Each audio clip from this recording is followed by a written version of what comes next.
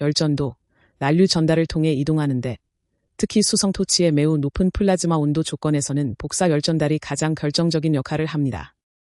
아크 전류 400A, 아크 전력 107크 조건에서 수중 토치로 생성된 플라즈마 Z의 등온선을 보여준다. 플라즈마 Z의 진행 방향에 따라 중심축 속도가 어떻게 변화하는지 나타낸 그래프이다. 수중 와류에 의해 안정화된 아크 내에서의 질량 보존 및 에너지 평형 관계를 나타낸다. 아크 전류의 변화에 따른 마하수 m, 증발률 m, 그리고 압력비 pp형의 상관관계를 보여준다. 노즐 출구로부터 2mm 떨어진 지점에서 플라즈마 속도의 반경 방향 프로파일을 나타낸다. 수면으로 전달되는 전력의 분율이 증발률의 변화에 따라 어떻게 달라지는지 보여준다. 에너지 전달 분율을 분석한다.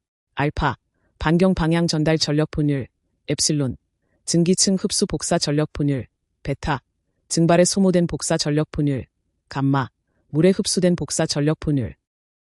복사 에너지 QR은 식십과 같이 아크 전류와 전개 강도, 그리고 경험적 개수 알파의 곱으로 표현됩니다.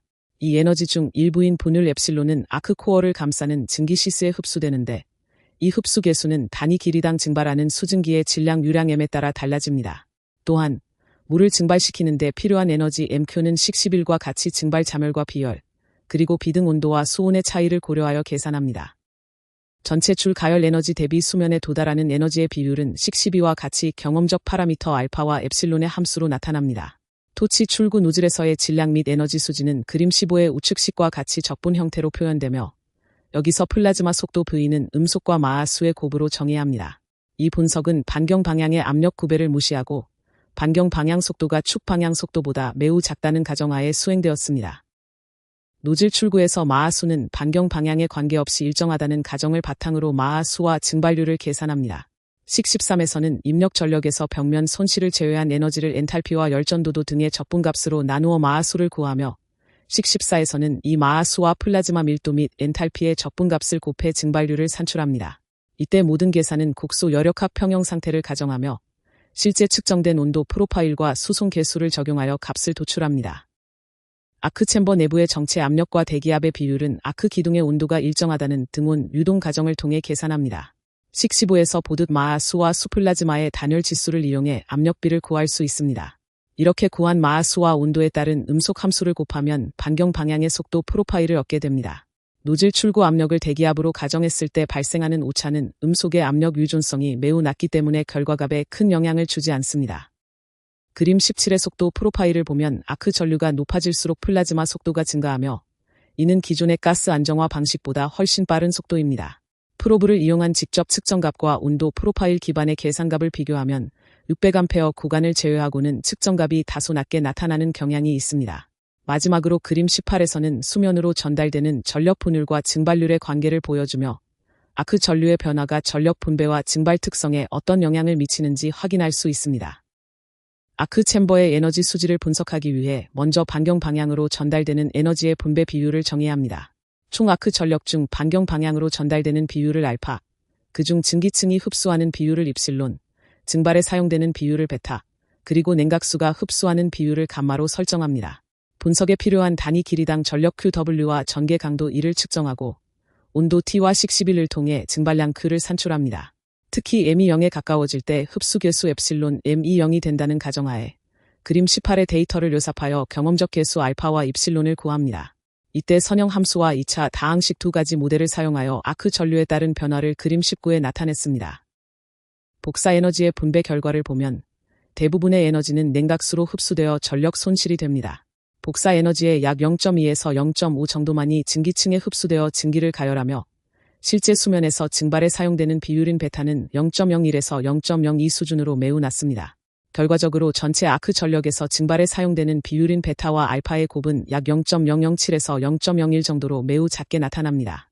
이렇게 플라즈마 가스를 만드는 데 소비되는 전력 비중이 극히 낮기 때문에 출구 노즐을 통과하는 질량 유량은 적으면서도 플라즈마의 온도와 속도는 매우 높게 형성되는 것입니다. 다음은 운전 파라미터 및 성능 비교 부분입니다. 최대 176kW 전력으로 작동하는 순행식 플라즈마 토치의 Z 특성을 분석한 결과입니다. 특히 냉각가스가 Z로 유입되며 발생하는 난류 와류의 특성 주파수를 방출 광선의 전력 스펙트럼으로 측정했습니다. 유동 속도가 빠를수록 주파수가 높아지는데 이를 스트로왈수로 환산하면 유속이 훨씬 낮은 가스 안정화 토치와 유사한 값을 보입니다. 한 가지 유의할 점은 타블의 1의 수치는 노즐 출구 기준이라는 것입니다. 실제로는 노즐과 외부 양극 사이의 아크 구간에서 추가적인 에너지 소산이 일어나므로 전체 엔탈피는 측정값보다 더 높게 형성됩니다. 수중 토치, 일반 가스 토치 및 고출력 프라즈제트 토치의 운전 특성을 상호 비교한 것이다. 수중 안정화 토치의 주요 운전 매개 변수와 제트 출구에서의 물리적 상태 값을 정리한 표이다. 입자 가열에 사용 가능한 제트 전력의 분율에 따른 여류속 포텐셜 S의 변화를 나타낸다. 공급되는 분말의 질량 유량 변화가 플라즈마 속도 부프에 미치는 영향을 보여준다. 플라스마 테크니크 F4RH2 혼합가스 및 프라즈제트 NEH2 혼합가스 토치의 전형적인 운전 매개 변수를 비교한 표이다. 순행식 토치를 일반적인 가스 안정화 토치 및 타파사의 플라즈젯과 비교해 보겠습니다. 그림 20을 보면 순행식 토치는 질량 유량은 매우 낮으면서도 아크 전력은 매우 높은 독특한 운전 영역을 가집니다. 이는 순행벽이 아크를 안정화하는 원리 덕분입니다. 비교를 위해 가스 안정화 토치의 효율을 60%로 가정하고 ADP 코드로 여력학적 성질을 계산했습니다. 순행식 토치의 경우 노즐 이후의 아크 구간까지 포함하여 온도를 산출했기에 앞서 언급한 표 1의 수치보다는 높게 나타납니다. 순행식과 가스 안정화 아크의 결정적인 차이는 질량 유량과 길이의 비, 즉 G-L 값에 있습니다. 순행식 토치는 벽면이 견딜 수 있는 열보하가 매우 크기 때문에 G-L 값이 0.001kg/m2 수준의 매우 낮은 조건에서도 아크를 안정적으로 유지할 수 있습니다. 반면 가스 안정화 방식은 이보다 최소 10배 이상의 높은 G-L 값이 필요합니다. 이러한 특성 덕분에 순행식은 극도로 높은 엔탈피와 온도를 구현할 수 있습니다. 실제 공정에서는 처리 물질을 주입하면 플라즈마의 온도와 속도가 떨어지는데 이 주입량에 따라 입자에 전달되는 여류속과 운동량이 달라지게 됩니다. 순행식 플라즈마 토치의 아크 전류를 300에서 600A로 높였을 때의 물리적 변화를 분석한 데이터입니다. 입력 전력이 84kW에서 176kW로 증가함에 따라 플라즈마의 평균 온도와 중심선 온도가 모두 상승하며 특히 중심선 온도는 최대 27,200Kelvin에 도달합니다.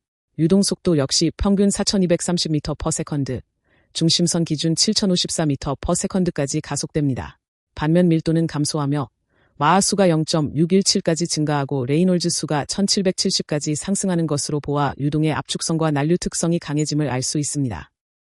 입자 가열 성능을 결정하는 여류속 포텐셜 S는 식16과 같이 입자 표면 온도인 1000켈빈부터 플라즈마 온도까지의 열전도도를 적분하여 구합니다. 실제 입자로 전달되는 여류속 Q는 식17에서 보듯 누셀수와 입자 직경, 그리고 이 포텐셜 값의 곱으로 결정됩니다. 입자 가열에 사용할 수 있는 전력은 전체 유효 전력에서 플라즈마 엔탈피 유량을 제외한 값으로 계산합니다. 그래프를 보면 질소수소 혼합가스를 사용한 200kW 조건에서 가장 높은 여류속 포텐셜이 나타나며 제트 전력이 분말 가열에 많이 소모될수록 포텐셜 값은 낮아집니다. 분말 공급량이 플라즈마 유속에 미치는 영향을 분석한 결과입니다. 그래프에서 확인할 수 있듯이 분말의 질량 유량이 시간당 1kg에서 100kg으로 증가함에 따라 플라즈마 속도는 급격히 감소합니다. 특히 질소수소 혼합가스를 사용한 200kW 조건이나 아르곤수소 조건에서 이러한 경향이 강하게 나타납니다. 이는 투입된 분말을 가열하는 데 플라즈마의 에너지가 집중적으로 소모되면서 결과적으로 제트의 유속을 유지하는 운동 에너지가 줄어들기 때문입니다. 순행식 플라즈마 토치와 가스 안정화 방식의 성능을 비교해 보겠습니다. 토치의 전력과 효율, 질량 유량, 그리고 온도에 따른 엔탈피 관계를 분석한 결과 순행식 토치는 분말 가열에 필요한 제트 전력 활용 효율이 훨씬 높으며 입자에 매우 강력한 여류속을 전달할 수 있습니다. 표 2의 데이터를 보면 순행식 토치는 아르곤이나 질소 기반의 가스식 토치보다 엔탈피와 온도가 압도적으로 높으며 적은 질량 유량으로도 높은 전력을 낼 수 있는 특성을 보입니다. 분말 투입량이 플라즈마 유속에 미치는 영향을 분석하겠습니다. 분말 질량 유량 M이 증가하면 플라즈마 유속과 입자 속도는 함께 감소하는데 이는 식 19의 모멘텀 플럭스 평형 방정식으로 설명됩니다. 특히 순행식 토치는 플라즈마 밀도가 매우 낮기 때문에 분말 투입에 따른 유속 변화가 민감하게 나타나는 경향이 있습니다. 다만 순행식 토치는 기본적으로 출구 유속이 매우 빠르기 때문에 이러한 유속 감소 효과가 어느 정도 보완됩니다. 다음은 응용 분야 및 연구 역사 부분입니다. 순행벽 안정화 원리를 이용하면 플라즈마 가스의 유량이 매우 낮은 상태에서도 긴 아크 기둥을 안정적으로 유지할 수 있습니다. 이 방식의 토치는 고온, 고속의 산소수소 플라즈마를 생성하는데 특히 수소 함량이 높아짐에 따라 플라즈마의 엔탈피와 음속이 증가하며 일반적인 가스 안정화 토치보다 아크 전압과 전력이 훨씬 높게 나타납니다. 아크와 플라즈마의 특성을 결정하는 핵심 변수인 질량 유량은 독립적으로 제어되지 않고 아크 챔버 내 반경 방향 에너지 전달의 전력 수지에 의해 결정됩니다. 실험에서 낮은 유량과 높은 온도가 관찰되는 이유는 증발에 쓰이는 에너지보다 생성된 증기가 흡수하는 에너지가 더 크기 때문입니다. 또한 낮은 밀도와 빠른 유속으로 인해 플라즈마 제트가 주변 대기와 강하게 상호작용하며 매우 짧은 시정수를 가진 급격한 난류 혼합 특성을 보입니다. 이렇게 생성된 산소 수소 플라즈마 제트는 다양한 공정에 활용됩니다. 특히 플라즈마 엔탈피를 이용한 분말 가열 효율이 높고 입자에 전달되는 열유속이 커서 일반 가스 안정화 토치보다 약 10배 더 많은 양의 분말을 처리할 수 있습니다. 구체적으로 세라믹 분말은 시간당 40에서 50kg, 금속 분말은 80에서 100kg까지 처리가 가능합니다. 분말을 투입하면 플라즈마 유속이 감소하지만 기본 유속 자체가 매우 빠르기 때문에 이 단점은 충분히 보완됩니다. 현재는 대면적 코팅이나 자립형 세라믹 부품 제조 같은 플라즈마 용사 분야에서 주로 산업적으로 사용되고 있으며 특유의 강한 난류와 화학적 조성 덕분에 향후 폐기물 처리 공정에도 적용될 가능성이 높습니다. 순행식 플라즈마 토치의 이론적 배경이 되는 초기 문헌들입니다. 1920년대 겔디엔과 로트즈의 연구를 시작으로 1950년대에는 마에켈, 블루올르, 라렌트즈, 에이스스 등이 플라즈마의 물리적 특성을 규명하며 기초를 다졌습니다. 1960년대부터 80년대까지는 플라즈마 기술이 체계화된 시기입니다. 그로스스의 종합서적과 더불어 ADP와 같은 수치 해석용 데이터뱅크와 컴퓨터 코드가 개발되었으며 IE와 같은 학술지를 통해 응용 물리 및 고전압 제어 연구가 심화되었습니다.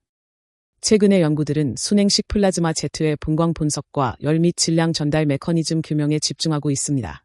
특히 샘베라 흐라보브스크와의 연구팀의 성과가 두드러지며 이는 플라즈마 화학 및 플라즈마 용사와 같은 실제 산업 공정과 고온 재료 공정으로 확장되고 있습니다.